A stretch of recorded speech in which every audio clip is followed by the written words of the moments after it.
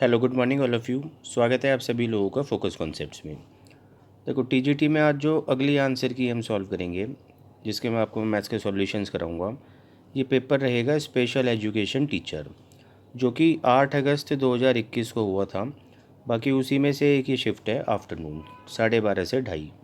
Complete PDF है, link आपको हमेशा की तरह डिस्क्रिप्शन बॉक्स में दिया जा रहा है, तो आप इसको डाउनलोड करके इसका फर्स्ट पार्ट कम्प्लीटली एनालाइज करना। मैथ्स का सेक्शन देखो मैं आपको यहाँ सॉल्व करा रहा हूँ। टोटल 20 क्वेश्चन है, एक एक करके आपको बड़े ध्यान से समझना है। यहाँ से देखो मैथ स्टार्ट हो रहे हैं। पहला क्वेश्चन देखो डीआई का है, आपको एक ग्राफ दिखा रखा है और आपको बता रखा है कि मतलब कंपनी ने किस ईयर में कितने बॉक्सेस बेचे हैं। सवाल जो हमसे पूछा जा रहा है वो ये है कि किन वर्षों में, कितने वर्षों में ऐसा हुआ है कि कंपनी ने एवरेज नंबर ऑफ बॉक्सेस से ज़्यादा बॉक्सेस बेचे हैं। तो सबसे पहला काम होगा, आपको इन सब का एवरेज निकालना होगा, इन सब को जोड़ना होगा डिवाइडेड बाय जितने ये ईयर्स हैं यानी 6। अब देखो जोड़ना कैसे है, आप बिल्कुल भी इसको लिखना मत। आपको देखो 20,000 नज़र आ रहे हैं, यहाँ आप 21,000 समझ लो, 250 ऊपर का बाद में गिनना। तो 20 और 21 आप समझ रहे हो 41,000, 41,000 होता है। 1000 आप भूल जाओ, सिर्फ 41। अब 41 में देखो 18 जोड़ना है आपको, पहले आप 8 जोड़ लो, 49 और 10 59 हुआ। 18 जोड़ना है 59 में, आप पहले 8 जोड़ लो, तो ये आपका बनेगा 67 और 10 77। 77 में 17 जोड़ना है, पहले आप 7 जोड़ लो, तो ये आपका 84 हो जाता है और 10 और जोड़ते हो तो 94। फिर से 17 जोड़ना है, देखो 7 आप जोड़ोगे 94 में, 101 और 10 111, तो 111 और 1000 की 3 ज़ीरो। अब बाकी ऊपर का और जोड़ लेते हैं, जैसे 250 और 900 1150। अब 950 जोड़ना है तो पहले 50 जोड़ लो, 1200 और 900 2100। 500 जोड़ोगे 2600 और 400 3000। तो नेट जो ये बना टोटल, ये बना 114,000। अब इसको जब आप 6 से डिवाइड करते हो तो ये बनेगा 19,000। अब बस आपको देखना है 19,000 से ज़्यादा किन किन वर्षों में बॉक्सेस बेचे हैं। तो सिर्फ ऐसे 2 ही ईयर है, तो आंसर इस क्वेश्चन का रहेगा 2। इसके बाद देखो क्वेश्चन नंबर 2। क्वेश्चन नंबर 2 आप कह सकते हो प्रॉफिट एंड लॉस से कह सकते हो, डिस्काउंट से कह सकते हो। 12,000 रुपये लागत की एक वस्तु है, एक ग्राहक को क्रमिक छूट का ऑफ़र दिया जा रहा है। या तो आप 20% और 10% ले लो सक्सेसिव डिस्काउंट्स, या 40 और 10। देखो शॉर्ट में आपको समझाता हूँ। पहली गलती ये है कि 12,000 रुपये असल में लागत मूल्य नहीं, ये अंकित मूल्य है, मार्क प्राइस है। और यहाँ पर दो तरीके के डिस्काउंट्स दिए जा रहे हैं। एक तो है 20% और 30% के दो सक्सेसिव डिस्काउंट्स यानी कि क्रमिक छूट, और दूसरा ऑफ़र है कि आप 40 और 10 भी ले सकते हो। अब देखो इस दुकान पे दो ग्राहक हैं, एक ने चुना ये वाला ऑफ़र और दूसरे ने चुना ये वाला। तो दोनों ने जो भी भुगतान किया है, मतलब जो शॉपकीपर को मिल रहा है, जो विक्रय मूल्य है, उनके बीच का अंतर हमें निकालना है। और विक्रय मूल्य कैसे बनता है, अंकित मूल्य यानी मार्क प्राइस में से आपको डिस्काउंट हटाना होता है। तो ये डिस्काउंट कितना है, सबसे पहले काम आपको ये करना होगा। यहाँ देखो टोटल जो डिस्काउंट आपको नज़र आ रहा है वो आपको कैलकुलेट करने से ही नज़र आएगा। तरीका क्या होता है, x plus Y minus X Y by 100। ये फार्मूला क्या करता है, देखो दो सक्सेसिव डिस्काउंट्स को ना सिंगल डिस्काउंट में बदल देता है। जैसे आप इसको यहाँ लगाओ 20 और 30 50, और एक्स वाई आप समझ रहे हो, दोनों को मल्टीप्लाई करना है 600, 100 से डिवाइड करोगे 6, तो आप बोलोगे यहाँ डिस्काउंट मिला 44% का। दूसरे ग्राहक को कितना मिला देखते हैं, एक्स प्लस वाई जैसे कि आप देख पा रहे हो 50 ही बना रहे हैं, माइनस 40 गुना 10 400 बटे 100 यानी कि 4, तो इसको मिला भाई 46% का डिस्काउंट। तो 100% देखो मार्क प्राइस होता है, इस वाले ग्राहक को चुकाने होंगे 56% और इस ग्राहक को चुकाने होंगे 54%। तो दोनों के बीच का अंतर 2% है। हालांकि ये 2% देखो आपको यहाँ भी नज़र आ रहा था, आप जैसे मर्जी समझ जाओ। कुल मिला के अंतर भाई 2% बनेगा। तो 12,000 जो अंकित मूल्य है, सिर्फ इसका आप 2% निकाल दो, और 2% जब आप इसका कैलकुलेट करोगे तो आपको 240 मिल रहे हैं। तो 240 रुपये इन दोनों के बीच का रहेगा अंतर। क्वेश्चन नंबर 3 आपको नज़र आ रहा है, देखो एजिस का क्वेश्चन है। एक्स और वाई हमें बता रखा है कि एक्स और वाई की जो एजिस का रेशियो था 4 साल पहले, 4 साल पहले देखो 2017, तो ये रेशियो बता रखा है 7:8। बाकी वर्तमान में यानी कि 2021 में जो ये रेशियो है देखो, ये बता रखा है 15 और 17। और 10 वर्ष बाद हमसे एक्स की आयु पूछी जा रही है। करना क्या है देखो, जब भी दो रेशियो अपने सामने होते हैं तो सबसे पहले आप उनको बैलेंस करो। बैलेंस करने का मतलब क्या होगा यहाँ पर, आप देखो एक कॉन्सेप्ट समझते हो कि दो लोगों की अगर एजिस की बात हम करें तो उनकी एजिस का अंतर हमेशा बराबर होता है, हमेशा। जब तक वो जिंदा है जब तक उनकी एजिस का अंतर सेम रहेगा। अब ऊपर देखो इन दोनों की एजिस का अंतर 1 नज़र आ रहा है आपको, नीचे 2, तो इन दोनों को सेम बनाओ, ये है मतलब बैलेंस करने का। तो अब बोलोगे ऊपर वाले नंबर्स को ना 2 से मल्टीप्लाई करनी होगी। मैं इसको काट देता हूँ, देखो 7 दूनी 14 और उसी तरीके से 8 गुना 2 16। तो बैलेंस करने के बाद अगला काम देखो आपको नज़र आएगा हमेशा कि दोनों की एजेस बराबर बराबर से बढ़ती नज़र आ रही है, 14 से 15 या 16 से 17। ये एजेस देखो 1 यूनिट से बढ़ रही है, जबकि आपके सामने 2017 से 2021 तक 4 साल होते हैं।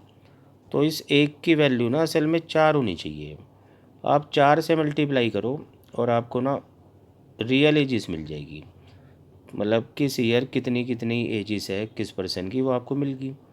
तो 2021 में मुझे एक्स की एज चाहिए तो वो 60 साल है, बट जैसे कि 10 वर्ष बाद की बतानी है तो आज से 10 वर्ष बाद एक्स की एज हो जाएगी 70 साल। चलते हैं इसके बाद वही क्वेश्चन नंबर 4 पे।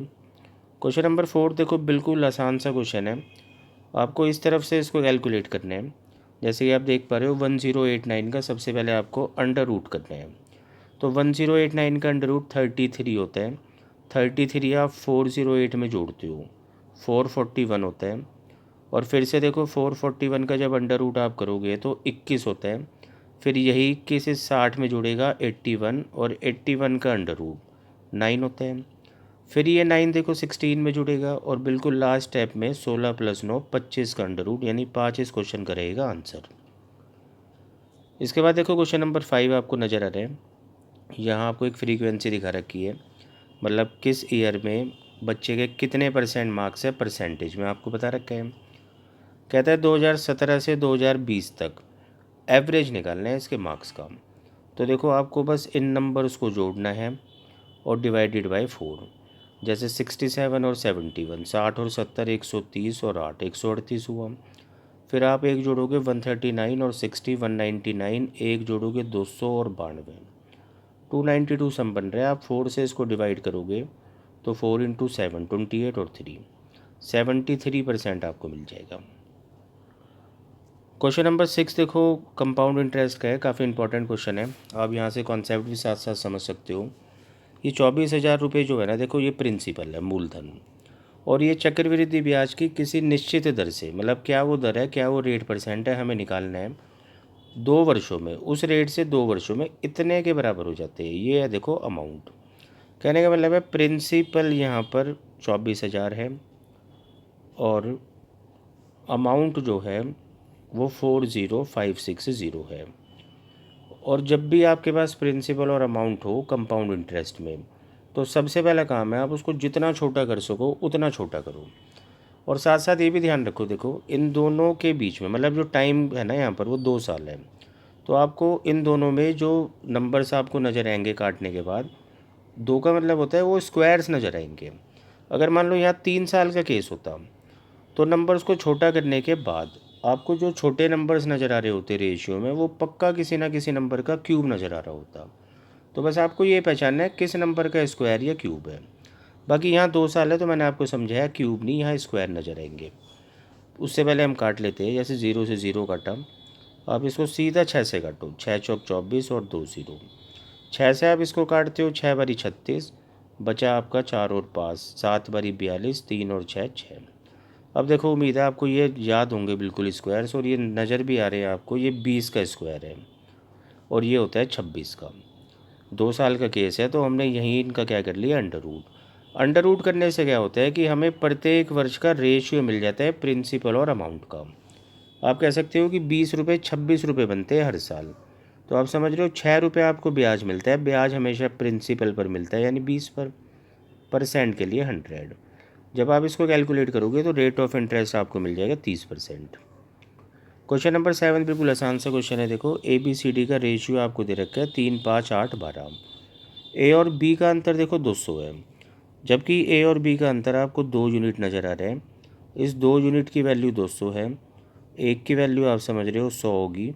हमसे सी और डी का अंतर पूछा है, सी और डी का अंतर आपको 4 नज़र आ रहा है और 4 की वैल्यू होगी 400, तो 400 इस क्वेश्चन का रहेगा आंसर। क्वेश्चन नंबर 8 में देखो आपको एक टेबल दिखा रखी है, डीआई का क्वेश्चन है और आपको बता रखा है कि किस वर्ष में कंपनी ने कितना खर्च किया है। अगर जैसे मैं आपसे पूछूं कि 2016 में कंपनी का खर्च बताओ, तो आपको देखो इन सभी नंबर्स को जोड़ना होगा और हमसे यही पूछा जा रहा है कि किस वर्ष में कुल खर्च सबसे अधिक था। तो देखो आपको सबको इनको जोड़ के देखना होगा और फिर पता लगाना होगा कि इन सब में सबसे ज़्यादा खर्च कौन सा है। बाकी देखो ये वर्ष 5 है लेकिन ऑप्शन 4 है, आपको 2016 नहीं नज़र आ रहा तो इसको गिनने की ज़रूरत नहीं है। और इनमें भी आप थोड़ा सा देख लेना कि आपको बड़े बड़े नंबर्स कहाँ नज़र आ रहे हैं, पहले आप उनको टोटल करके देख लेना। तो ये आप खुद से कर लेना, मतलब सिर्फ कैलकुलेट करने हैं। इसके बाद देखो question number 9 time and work का क्वेश्चन है। कहता है कि एक्स वाई और जेड, मतलब 3 लोग हैं यहाँ पर, और कौन कितने दिन में भाई किसी काम को पूरा कर सकता है। तो बता रखा है एक्स 80 दिनों में, वाई 120 दिनों में और सी 160 दिनों में। अब टोटल वर्क आप समझते हो एलसीएम से लेना होता है, सबका ज़ीरो भूल जाओ। 8 12 16 का एलसीएम आप समझते हो 48 होता है, ज़ीरो वापस ले आते हैं। 480 टोटल वर्क है, क्षमता एक्स की 6 आ रही है, वाई की आप समझ पा रहे हो 4 आ रही है और जेड की 3 आ रही है। कहता है एक्स और वाई 24 दिन तक एक साथ काम करते हैं। एक्स और वाई की क्षमता जैसे कि 10 है और 24 दिनों तक इन्होंने काम किया, तो इसका मतलब है 240 इन्होंने काम किया था। अब फिर दोनों ने देखो छोड़ दिया और z करेगा बचा हुआ काम, तो 480 में से 240 हो चुका है तो बचा हुआ काम भी 240 है। लेकिन z देखो आधी क्षमता से काम करेगा, मतलब 1.5 से नहीं करेगा, मतलब सॉरी 3 से नहीं करेगा, 1.5 से करेगा। तो 1.5 से आप इसको डिवाइड कर दो। जब आप इसको काटोगे 15 से एक बारी कटा 15, 9 और 0 6 और 0, 160 दिन लगेंगे शेष कार्य को पूरा करने में। क्वेश्चन नंबर 10 फिर से देखो टाइम एंड वर्क है। कहता है एक्स की जो कार्य क्षमता है वो वाई से दुगनी है, जबकि वाई की क्षमता जेड से 50% अधिक है। 50% का मतलब है 1/2, कि अगर हम मान लें कि जेड की 2 है तो वाई की 1 ज़्यादा है यानी 3 है, और एक्स की तो उससे भी दुगनी है तो 6 हुई। ये तीनों की कार्य क्षमता आ चुकी है। जेड की कार्य क्षमता देखो 2 है और वो 90 दिनों में किसी काम को कर सकता है, तो ये टोटल वर्क हो गया। और यही काम अब आपको तीनों से मिलकर करवाना है, तो 6 3 9 2 11 की क्षमता से ये लोग काम करेंगे। आप इसको कैलकुलेट कर लो कितने दिन लगेंगे। 180/11, 11 से आप एक बारी काटते हो 11, 70 बचा, 6 बारी 66 और पॉइंट कुछ आ रहा होगा 16 पॉइंट कुछ, एक ही ऑप्शन है वही आंसर हो जाएगा। क्वेश्चन नंबर 11 में कहता है देखो एक विक्रेता अपने विक्रय मूल्य पर 25% के लाभ की अपेक्षा करता है। इस लाइन को देखो बड़े ध्यान से समझना है कि 25% जो प्रॉफिट हो रहा है ना, वो सीपी पे नहीं हो रहा, मतलब क्रय मूल्य पे नहीं हो रहा, बल्कि विक्रय मूल्य पर कैलकुलेट हो रहे हैं। तो अब इसको देखो ऐसे समझो कि अगर एक यहाँ पर प्रॉफिट है तो 4 यहाँ पर होगा एसपी। वैसे तो सीपी होना चाहिए बट कैलकुलेशन एसपी पर करिए तो ये एसपी होगा। अब जैसे मैं आपसे पूछूँ कि सीपी बताओ, तो देखो इस एसपी में प्रॉफिट 1 है तो बाकी का सीपी होगा, अब बोलोगे 3। और सीपी ध्यान से देखो, हमें सीपी की वैल्यू बता रखी है 12,000, तो 3 की वैल्यू 12,000 है, तो आप समझ रहे हो 1 की वैल्यू 4,000 है। और हमसे प्रॉफिट पूछा जा रहा है जो कि 1 ही यूनिट है, और वही 1 यूनिट मैं आपको समझा चुका हूँ 4,000, तो 4,000 रुपये रहेगा इस क्वेश्चन का आंसर। क्वेश्चन नंबर 12 फिर से कंपाउंड इंटरेस्ट का क्वेश्चन है। देखो 100 रुपये यहाँ पर प्रिंसिपल आपको बता रखा है, बहुत छोटा सा, टाइम 2 वर्ष है, ब्याज की दर 200% है, लेकिन अर्धवार्षिक दर पर है। अर्धवार्षिक का मतलब है 6-6 महीने पर मतलब ब्याज मिलेगा, और जब 6-6 महीने में ब्याज मिलेगा तो ये तो देखो साल की है 200%, तो इसको आप हाफ़ कर दोगे यानी 100%। और 2 वर्ष में भाई कितनी बारी हाफ ईयरली आते हैं, तो आप बोलोगे 6-6 महीने जो है वो 4 बारी आते हैं। 100% से 4 बारी ब्याज मिलेगा। रेशियो वाला मेथड हम यहाँ पर लेंगे। 100% की फ्रैक्शन 1/1 होती है, नीचे वाला नंबर प्रिंसिपल होता है और ऊपर वाला नंबर होता है इंटरेस्ट। तो आप क्या करोगे, प्रिंसिपल और अमाउंट का रेशियो बनाओगे।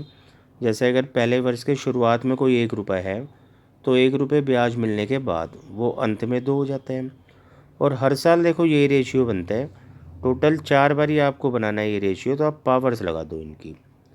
तो प्रिंसिपल और अमाउंट का जो रेशियो बनेगा वो 1 और 16 बनेगा। जबकि प्रिंसिपल 1 नहीं 100 बता रखा है, तो 2 2 0 आप टांग दो साथ में इनके। और जो अंतर प्रिंसिपल और अमाउंट का होता है वो ब्याज होता है। तो कुल ब्याज हमसे पूछा जा रहा है, तो आंसर रहेगा 1500। इसके बाद देखो क्वेश्चन नंबर 13 है। कहता है कि एक स्फेयर है, स्फेयर का मतलब गोला, और इसकी जो त्रिज्या है ना देखो वो 90 सेंटीमीटर है, मतलब आर 90 सेंटीमीटर है। आपको क्या करना है, इसको पहले पिघलाना है, और पिघलाने के बाद देखो 3 स्फेयर आपको बनाने हैं, और तीनों का जो वॉल्यूम होगा आप समझ रहे हो, क्योंकि पिघलाकर हमने जो बनाए हैं ना तीनों, ये किससे बनाए हैं, बड़े से। तो हमें क्या करना है, जो वॉल्यूम है ना बड़े वाले स्फेयर का, उसको बराबर कर देना है इन तीनों के वॉल्यूम के योग के साथ। तीसरे स्फेयर का, छोटे स्फेयर का हमें रेडियस निकालना है, जो कि एक्स बता रखा है। कैसे कैलकुलेट करना है, बेसिक आइडिया मैं आपको दे चुका हूँ। अगर जो बड़े वाले स्फेयर का वॉल्यूम निकालना है तो आप समझते हो स्फेयर का वॉल्यूम, आयतन 4/3 पाई r³ होगा। और छोटे वाले के भी आप यही फार्मूला लगाओगे, 3 बार ही लगाओगे। रेडियस तीनों की अलग है, लेकिन 4/3 पाई को तो आप कॉमन ले लोगे।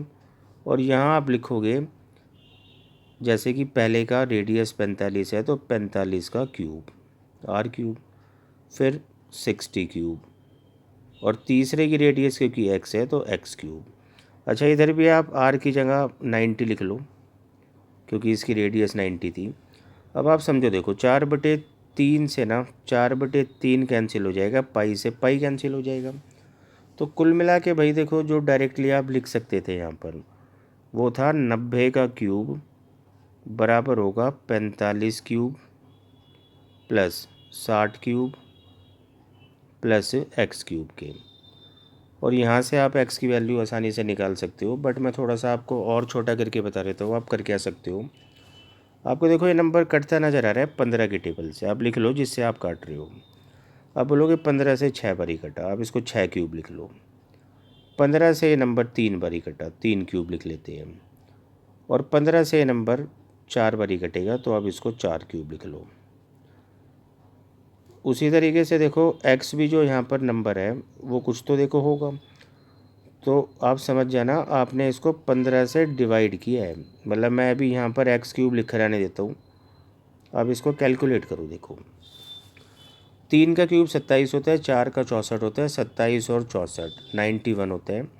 तो आप 216 में से 91 को घटाओगे तो आपको देखो 125 मिल रहे हैं। और जैसे कि ये x³ के बराबर है तो x की वैल्यू आप बोलोगे 5 है, लेकिन 5 नहीं होगी। असल में आपने नंबर्स को छोटा किया था 15 से काट के, वापस इस 15 से आप मल्टीप्लाई करोगे तो x की वैल्यू आपको मिलेगी 75। इसके बाद देखो क्वेश्चन नंबर 14 है, बहुत आसान सा क्वेश्चन है। कहता है कि 4 मीटर लंबी एक कार है, तो वो डिस्टेंस भी भाई खंबे को पार करने में 4 मीटर ही चलेगी, और 0.08 सेकंड में किया है। मीटर में डिस्टेंस है, देखो 2 0 ऊपर, और नीचे जो टाइम है वो सेकंड में है। तो आप समझ रहे हो ये स्पीड मीटर पर सेकंड में आएगी। किलोमीटर पर आवर में चाहिए तो 7/18 से मल्टीप्लाई और कर देते हैं। और जब आप इसको कैलकुलेट करोगे तो कार की स्पीड आपको किलोमीटर पर आवर में मिलेगी 180। क्वेश्चन नंबर 14 फिर से मेंसुरेशन का क्वेश्चन है। देखो 15 कहता है 14 सेंटीमीटर त्रिज्या और 21 सेंटीमीटर ऊंचाई के एक बेलन को सुधार के समान त्रिज्या वाला एक शंकु बनाया गया है। बेलन और शंकु के आधार का क्षेत्रफल के बीच अनुपात ज्ञात करें। अब बड़े ध्यान से आपको समझना है। देखो जो बेलन है इस तरीके से होता है, और जो शंकु है वो इस तरीके से होता है। तो दोनों के ही आधार क्या है, एक सर्कल। तो आपको यहाँ पर देखो क्षेत्रफल निकालना है आधार का, यानी कि सर्कल्स के एरिया आपको कंपेयर करने हैं।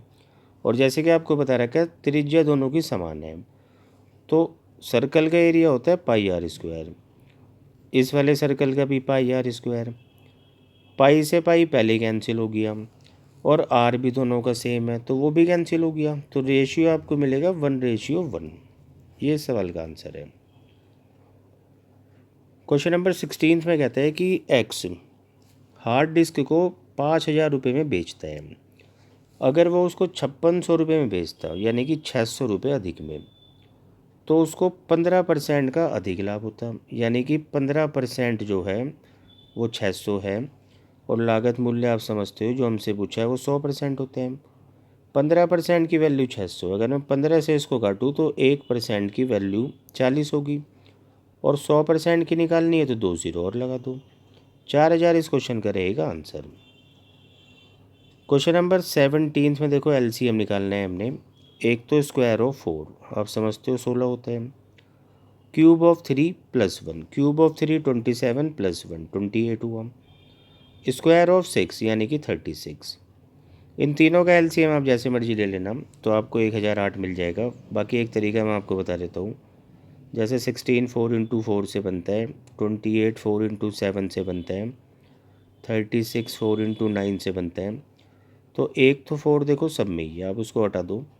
उसके बाद देखो इन नंबर्स को और मल्टीप्लाई कर लो, यानी 4 × 7 × 9।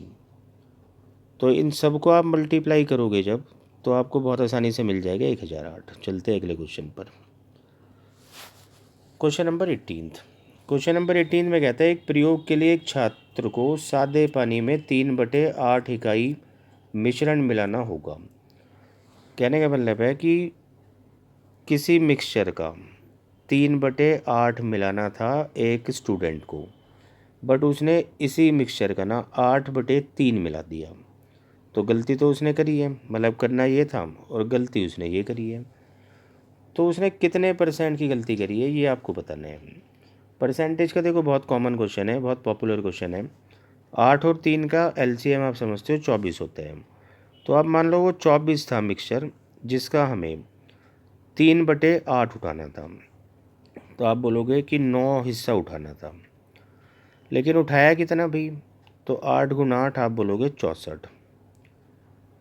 तो कितना % गलती करने का मतलब है कि 9 से ऊपर जितना भी है या जितना भी 9 से कम है वो सब गलती है।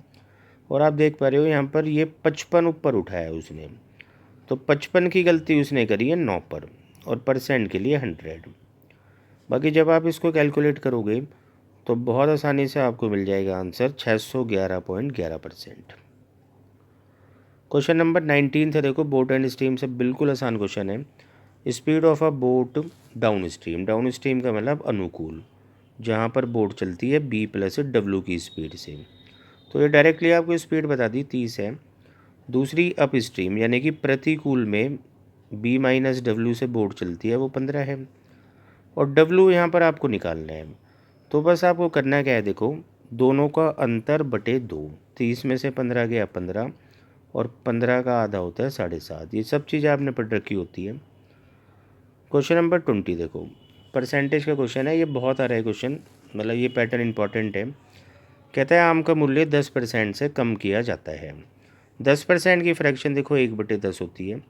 अब इसको ऐसे बोलो कि अगर आम पहले 10 रुपये में आता था एक, अब 9 रुपये में आएगा, ये तो है प्राइस।